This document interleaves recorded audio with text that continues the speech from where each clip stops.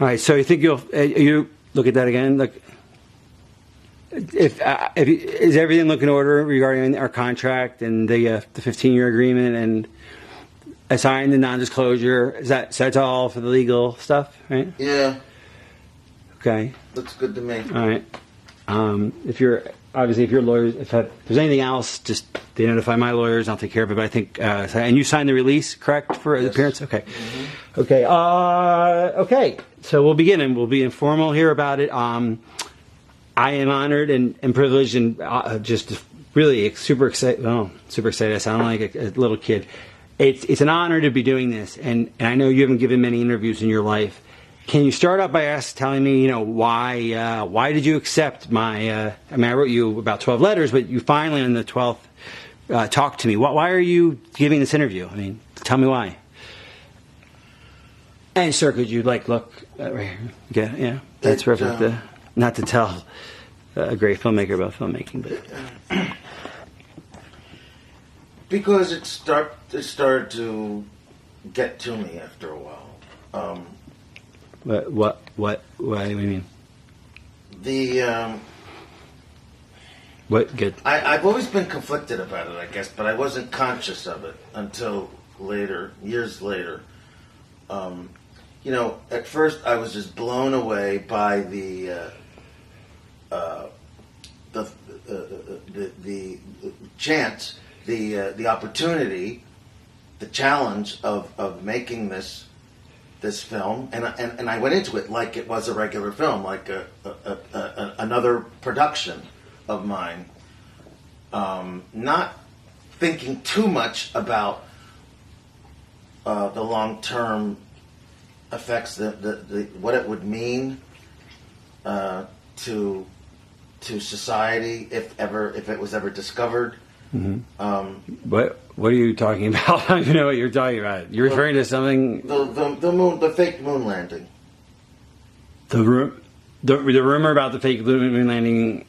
You're saying is not a rumor or not is not an urban legend. You're saying it's true. Yes. I'm sorry. I thought you knew that. But, no, I didn't. I've heard it like anyone else has heard it, but you. Okay. Yeah, it was fake. Wait. Okay. And I thought, I have written down, and I thought you agreed to talk about Barry Lyndon. You agreed to talk about The Killing, Clockwork Orange. We're going to cover all these films, and I hope we still can. But what you're telling me is this? Because I've never. I think it would make the news if you're telling me now for the first time. And why me? Why not CNN or? What? The rumors were true. Okay. Okay, well, I obviously want to understand what the hell what you're talking about here. Okay, but why are you telling me I'm a nobody? The moon landings were fake. Okay, and I want to hear what the hell you're saying. I don't know. Tell me how, what, when, where. I'd like to hear the story about this, but why are you telling me? And is that so? That's the 15-year thing. So that makes sense now. That's why I can't release this for 15 years. That makes total sense now. Yes. Okay. Because you have a super big secret that you're basically using me to conceal and then release like a time bomb. And my upcoming film, Eyes Wide Shut, is all about secrecy. It takes place in the sexual underground, but it's really about secrecy. Okay, well, before we even talk about the meta of secrecy, what the F's are like? Wait. Start from the beginning here. Can you start from the beginning? Secrecy. Okay, but let's take us back to the beginning. We didn't land on the moon, you're saying, and you filmed. No, we didn't land on the moon. Okay, so I was born in 71. Nobody landed. I was born in 71. I didn't see that stuff anyway. So just how about you walk me through it? If you have, just indulge me here. We'll just do it quickly, or as quickly as we can. How did something like this start? Does someone do you apply to an ad to film the moon landings? No, like what? I was contacted by NASA. Okay, when, where, why? What happened? Before I started making 2001, so in the mid-'60s sometime. After Kennedy said his thing, you're saying? Well, considerably after then, yeah. And they had seen Dr. Strangelove, and I had originally requested use of the B-52 to film part of Dr. Strangelove, and they refused. But they were very impressed by the final. Great film. Great film. It's one of my personal favorites. Yes, they were very impressed by the look of it. They wouldn't let you use a B-52 that you asked for, right? You asked No, to they do would it. not. Why not? I mean, well then, so you had on Rocky. Was it Rocky? It's just force of habit. I think they're just very secretive. Okay, Keeping in with the theme of. But yeah, even though they denied you there, you're saying, well, what? So when you're doing 2001, obviously that's the space movie. So you're saying when you're doing the space movie, they contacted you then? I mean, obviously there's a relationship between that. Yes, that's right. Okay, so what happened? And they were planning this fake moon landing. They wanted. But why did they have to fake it? Why? Because it is impossible to get to the moon. If you ask any scientist, we couldn't do it. Okay. There's the Van Allen belt, which is it's impossible to get past. Okay. If you think of our space program and how many trips we have made since the alleged moon landing, right? They stopped in 1972. What sense does that even make? That if we went there, 3 or 4 times between 69 and 72, and haven't gone since, nor has anyone else, not even the Russians. It's a little bit of a stretch of the imagination to think that we did. Why would we not go? Or no other country. Because it's impossible to go. The furthest anyone has ever been off this planet is about 400 miles. Wow. The moon is several hundred. It's a quarter million. Yes, miles away. It's just not possible. It wasn't possible in 1969, and it's not possible now.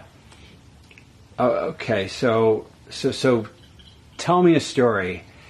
This is where you're going to tell the story of Nixon and his men coming to you and saying, Stanley, we tried our best, but Gus just died on the we can't get those boys up there safely. You got to help us. You said no, and they kept pleading about that. Patriotism, Russia, the boys. We'll get there in a couple years, funding, the shtick. And I decided, okay. And then you got the gift from God, a carte blanche filmmaking. So just tell that story now and try to give it details, little ones as they come up. Okay, boom. Now, so tell me, so you're saying it's impossible. Could you give me a list of reasons why it's impossible? Cut. I'm going to do a voiceover there, okay? Okay, so just so that, yeah, but I'm going to give you something, and you're going to be like, boom, and boom, and boom, and you're going to sound like you're an expert. So it's going to be cool. Okay, all right. So how about say this? I'll give you want a list? I'll give you a list. Number 1, and then I'll cut. So could you give me okay? You say we can't go to the moon. Can you tell me the reasons why? We don't. You must know the reasons why we didn't go to the moon. You're doing an intro for me for the voiceover. Oh, you want reasons? Oh, I got about 100 fucking reasons, and then cut. I'm going to do a voiceover. Got it? You're not going to do the list. You don't know the list. But you're going to intro me. Okay, wait. So you say we can't go to the moon. Oh, what are the reasons? Are there some facts? You want reasons? I'll give you reasons. How much time do you have? Okay, just begin and start. Cut. Okay. All right. So you're right. That sounds like okay. Let's just say for argument's sake, those reasons actually sound quite compelling for us. Not only not having gone to the moon, but probably not even getting there anytime soon. But forget that for a second. What happened? Who approached you? Who was behind it? And what did they do to get? Did you say yes right away? Nixon what himself. happened? Well, I had actually talked a little bit to LBJ before, but it was mainly Nixon. He had just become president. He was elected in late 68, 69. He took office, and it's no secret that NASA always wanted to fulfill this Kennedy prophecy that we would get to the moon by the end of the decade. Well, time was running out. It was 1969, and but you met Nixon in 68ish, and he said, "We have a problem, Stanley. We can't get those boys up there." Tell me that story. Right. Okay, try again. So you met with Nixon. There was a if you might remember, there was a launch pad accident in 67, which killed. Tom, you're going to tell me a story. So Nixon sat me down in the Oval Office, and he says to me, "That boy just died on the thing. This is how I want you. then we're going to you're telling Neil. me that We're going to Neil. Yeah. And when we go to Neil, you're telling me through Neil. This is our new template. It's going to be helpful to you. It's going to be helpful to you. So you're telling me the story through, and it's going to come to you like that. So Nixon sat me down and he said, "It's impossible, Stanley, to get to the moon. It's impossible." And now his boy Gus just You don't want me to mention this the accident? Yeah. Okay. And he said, "Stanley, that boy Gus, he died a fiery death. Yeah. I don't want. Do you know what that would do to my approval ratings if those boys died in space? I mean, think about it, Stanley." Right. And I thought about it, and he was right. And he said, "And those Ruskies, if we don't keep up with them, they're going to take over the world. And I'm no communist. And I know you're no communist, Stanley. I mean, it's just child's play. Right. Just do it, okay? But bring us there." Yeah, all right. And then, all right. and I said, I couldn't see no. And so I said, yeah. And he said, "You can make any damn film you want. I don't care what it is. I don't care if it's about, L's fucking girls in Peru. Like, it's like, you can do whatever you want. L's fucking girls in Peru.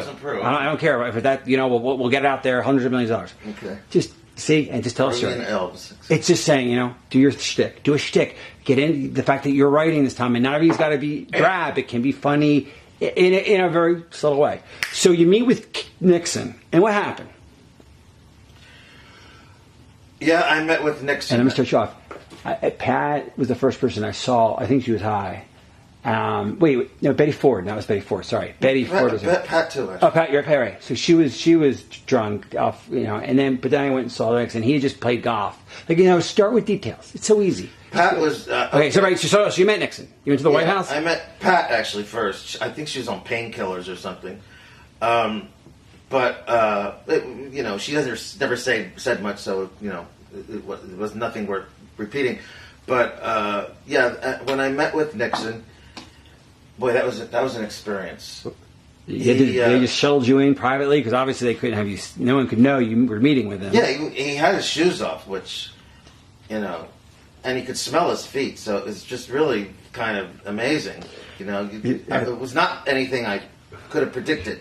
So it was a casual encounter. Okay, it was in the Oval Office? Yeah, in the Oval Office, yes. And but it's funny, it's an Oval Office because the walls seem to be closing in anyway. But anyway, there we were, and he was, like he was, expressing how desperate he was to go to the moon. What did he say? Literally go to the moon. What did he say? But to have people think we were going to the moon, he was worried about his own perception because he just became president and his. So what did he say? He said that after all there had been an accident. You're telling it in the third person. You don't have to imitate him, but you go. You're doing good. You're doing. I know. No, listen. I know that you're doing good. You say, you have to, this is how you tell the story. Okay. And he said, and so I walked in and he said, "Sorry to took off the shoes, I was just playing golf." Okay, you have to do the voice. I'm doing the voice. Mm-hmm. You don't have to do the voice if you don't want. He said, I was just playing golf. And he sat me down and he says to me, and that's the story template, is that it's always what he said. Okay. And then I said to him, "You know what, it's going to be really hard to fool that, But then he said, and that's the thing. That's how we're going to do it the whole night." Neil said, and then I said to Neil, "Well, don't worry." Neil's there too? No, this is later. This is later. I'll give you a template. It's always, that's the storytelling method, okay? You're not saying third person. He said, so Nixon says to me, and I remember, he just stared in his scotch as he said this. He said, fact, whatever it is. That's the perfect way to deliver this. Got it? Mm-hmm. It's okay. So you in the Oval Office, and what happened? And you're doing good. Yeah, okay, so Nixon sat me down. First, he complimented me on 2001, which was nice to hear. And he said, speaking of space, going to the moon, he told me about the plan. He didn't... Yeah. So he says to me, you don't say he said anything. You say what he says, okay? That's all, Tom. I'm just giving you a direction. Wait, you want me everything about I walked in and he said, "You want me to say it as him, or do you want?" You don't have to imitate him, but you have to say. He says, "Stanley, we've worked on this moon program." You're not saying what he said. You're not reporting it. You're repeating it. I'm saying it as Nixon. You're repeating it in a storytelling way. All right. So I go to this floor, and she goes, "Listen, I don't do it." All right. That's the mood. All right. Okay. It's not like, so this horse said, "No." It'd be like, you're like, you don't have to imitate him if you don't feel comfortable. You just say, "Stanley, whatever he says." That's how we get the information. We're doing exposition here. That's the way we're going to sneak it in. Okay. So we're there. You're at this Oval Office, and what happened? Yeah, he sat me down, complimented me in 2001, and then he said, You're doing it right. You're doing it kind of academically. Enjoy the story. You're spinning a yarn here. Right. So you go in there. They offer you a drink, and tell me, set the stage. Yeah, and he was already drinking, so I decided to join him. I don't remember what I had because I drink almost anything. He was drinking Dewar's, I think, which, I mean, if you're going to drink Scotch, okay, but Dewar's, I don't know. Anyway, he complimented me on 2001, and then he said, speaking of space, you know about President Kennedy's prediction of going to the moon by the end of the decade. Well, it was almost like a mandate. Like, he sort of like, threw the gauntlet down. And he said, well, time is running out, and we want to do that. But we can't. It's impossible. We tried. We've been testing this for years. As you may have heard, there was a launch pad accident in 1967 in which the famous Gus Grissom was killed and 2 other astronauts. Gus was a good guy. But anyway, and it can't be done. We talked to every scientist imaginable. It just cannot be done. But after seeing your film, I am convinced, and the gentlemen at NASA are also convinced, that you can help us make people believe that we have been to the moon and back. And you must have been startled at that moment. Okay. Actually, a little bit, but I also knew where this was going, and I thought, what a trip. What a trip this is for me, as an artist. Okay, you were still young and wide-eyed. I couldn't help it. Okay. It's part of being, it's like it's the DNA or something of an artist. Like your adrenaline got going. Yes. The juice is flowing. Okay. Yeah. Go on. And I was excited. All right, he didn't even have to finish, but he did. And explained to me that he wanted me to film a fake landing with fake astronauts. Well, not real astronauts, but faking the exploration of space. Because they just knew they couldn't get there. Because there was just no way we could get there. And the political, I mean, they'd spent all that money, I guess. And yes. There was a political brinksmanship going on. Of course, Nixon wanted to make a big splash. It was early in his presidency. Yeah, that would have made him look really like a failure. He wanted to. He wanted his approval points up, and he thought nothing could do it better than this, to fulfill this dream that America has had as a country since the Kennedy years. Okay, so you're saying the motivation was PR. PR, absolutely, plain and simple, okay. PR. All right, and the geopolitical chess match between Russia that was going on, it would have weakened their position, so to speak. Yes. And I guess that money. Was background. That was great background for the story. Yes. But it must have been about because there was still money. A red fear, a communist fear among the people. Right. Sure. That was right. You're kind of yeah. Sure. I mean, missile crisis and all that. Okay.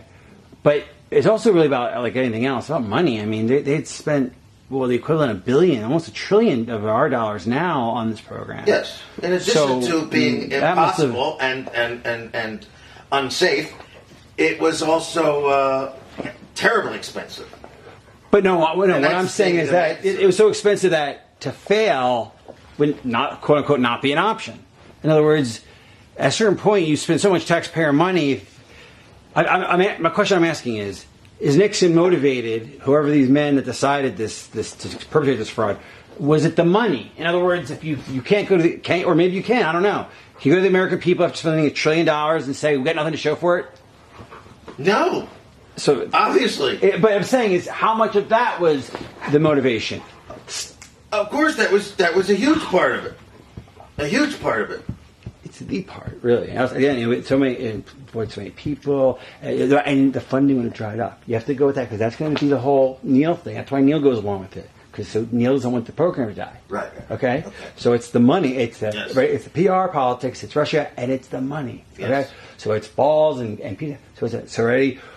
So what did Nixon say at the very end? He looked me in the eye. Give him the clothes. Okay. So and give me some color, like some things okay. happening. So, he sat down and he sighed, looked into the fireplace. Give me some details. All right. So he said all that, and then what? I think this was hard for him to get out, this next part. But he said the NASA's funds are just drying up.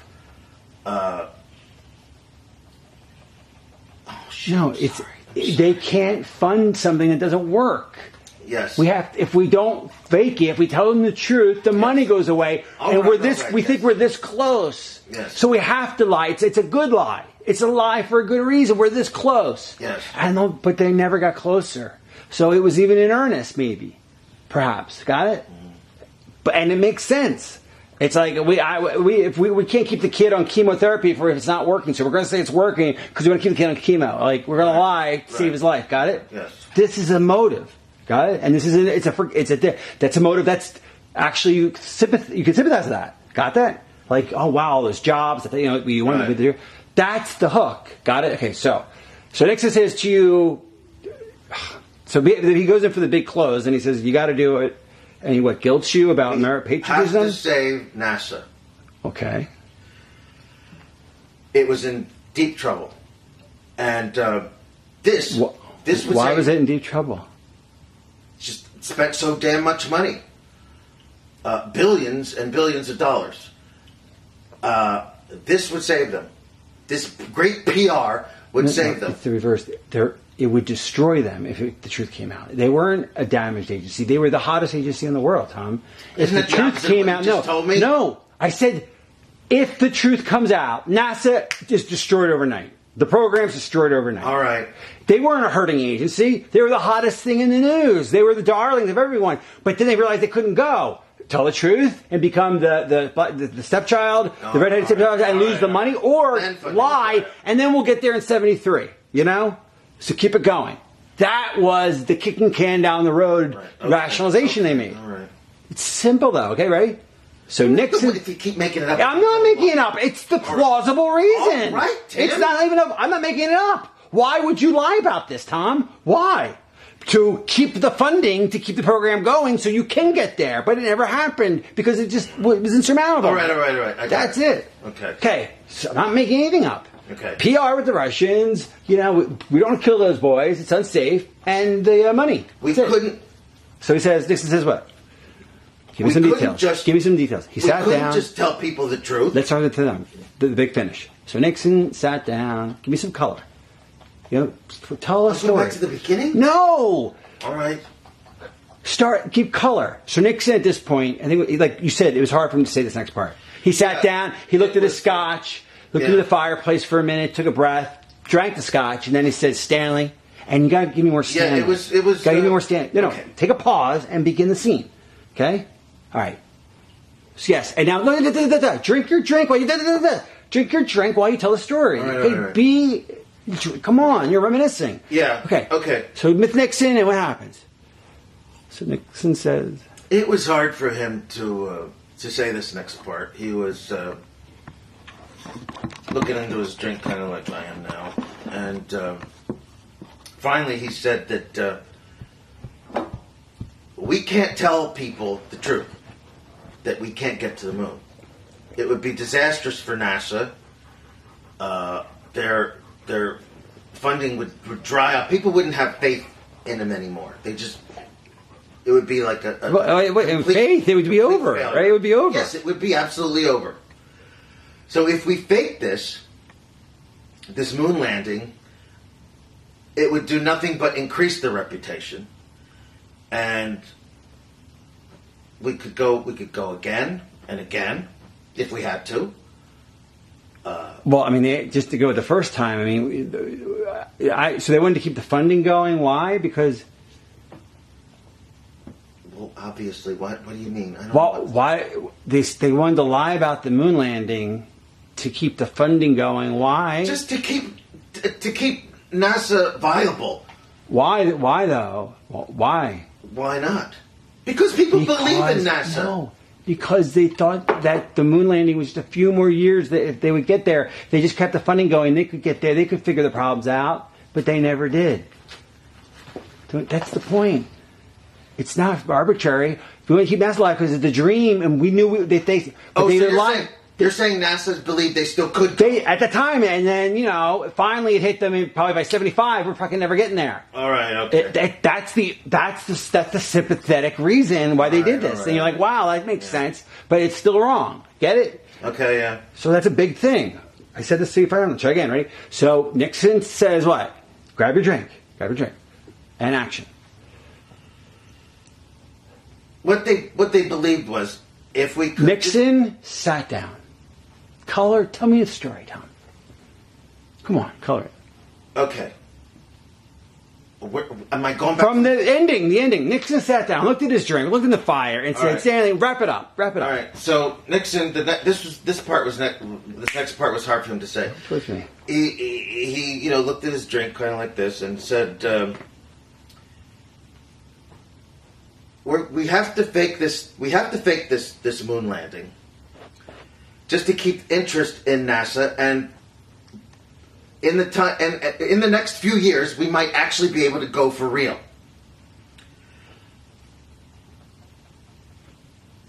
Come on. We wouldn't give up. We'd still work on it. We would still be working on it, trying to make this trip possible. But we have to do it now. No, because they were so close, Because we were so damn close. We had to do it now.